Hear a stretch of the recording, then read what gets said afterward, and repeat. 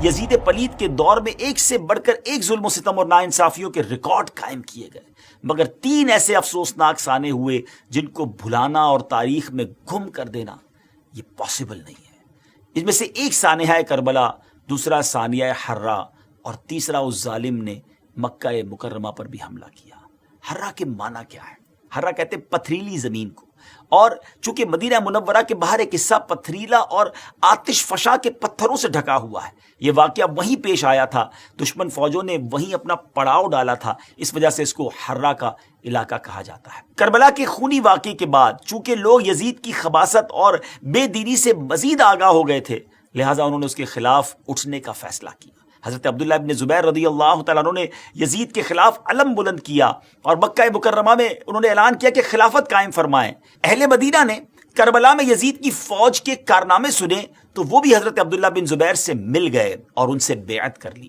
اس بات کی خبر مروان نے یزید کو بھجوائی اور یزید نے یہ خبر سن کر مسلم بن عقبہ کو 12,000 کا لشکر دے کر روانہ کیا اور اس سے کہا کہ پہلے انہیں 3 دن کی مہلت دینا اور اگر پھر بھی یہ بیعت نہ کرے تو پھر جنگ کرنا، اور جب غاصب ہو جاؤ، جب غالب ہو جاؤ تو پھر چند دن کے لیے لشکر کے لیے مباح کر دینا۔ یہ کتنی ظلم والی بات تھی۔ مباح کر دینے کا مقصد یہ ہوتا ہے کہ پھر لشکر کے حوالے کر دینا اہل مدینہ کا، وہ جو چاہیں کریں، جس کا مال لوٹیں، جس کی بے عزتی کرنا ہو، استغفر اللہ۔ اور پھر ان ظالموں نے جو کچھ کیا تو مسلم بن عقبہ نے لشکر مدینہ منورہ لے کر پہنچا، جنگ کا اعلان کر دیا۔ اس خونخوار کمانڈر یعنی مسلم بن عقبہ نے مدینے کا محاصرہ کر کے مدینے کے لوگوں سے جنگ شروع کر دی۔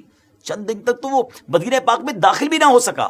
اب اس ظالم نے دھوکہ اور فریب شروع کیا اور کسی اور طریقے سے مدینے میں داخل ہوئے اور مدینہ پاک میں لوگوں کا خون بہانا شروع کر دیا۔ ایک سپاہی ایک عورت کے گھر میں داخل ہوا، اس عورت کا ایک چھوٹا سا دودھ پیتا بچہ تھا، شیر خوار بچہ تھا۔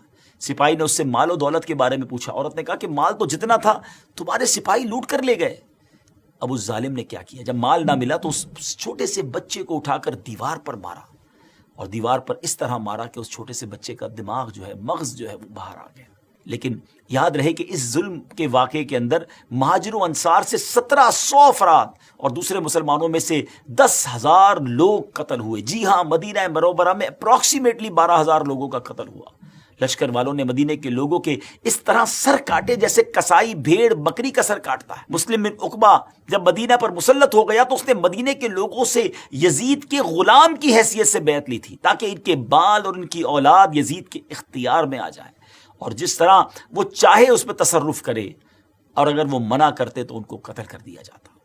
مورخین لکھتے ہیں کہ مسلم بن عقبہ نے اس قدر بے گناہ لوگوں کا خون بہایا کہ وہ بہت زیادہ خون بہانے والے کے نام سے مشہور ہو گیا، اور شاید یہ کہنا غلط نہ ہوگا کہ اس واقعے سے کسی کو بھی نجات نہ مل سکی، یا تو وہ قتل ہو گئے، انتقال کر گئے، یا ان کی توہین کی گئی۔ وہ مدینے کی بے حرمتی کر کے مدینے کے علاقوں کو پامال کر کے پھر مدینے سے مکے کی طرف روانہ ہوتا ہے۔ مکہ مکرمہ میں حضرت عبداللہ بن زبیر سے جنگ کی جائے، اس لیے وہ لوگ جاتے ہیں۔ ابھی یہ راستے میں تھا کہ مسلم بن عقبہ کا ٹائم پورا ہو گیا، اس کو موت نے پکڑ لیا۔ مسلم بن عقبہ کے مرنے کے بعد جب یزیدی فوج وہاں سے روانہ ہوئی تو وہ عورت، جس عورت کے بچے کے ساتھ اس ظالم نے ایسا کیا تھا، وہ اس کی قبر پر آئی اور اپنے غلاموں کے ساتھ جب قبر کھدوائی تو اس نے دیکھا کہ اس ظالم کی لاش کے ساتھ سانپ لپٹا ہوا ہے۔ ایسے لوگوں کا انجام پھر ایسا ہی ہوتا ہے۔ نہ یزید کی وہ جفا رہی، نہ شمر کا ظلم و ستم رہا، جو رہا تو نام حسین کا، جسے یاد رکھتی ہے کربلا۔ ناظرین، ظالم کا انجام برا ہی ہوتا ہے۔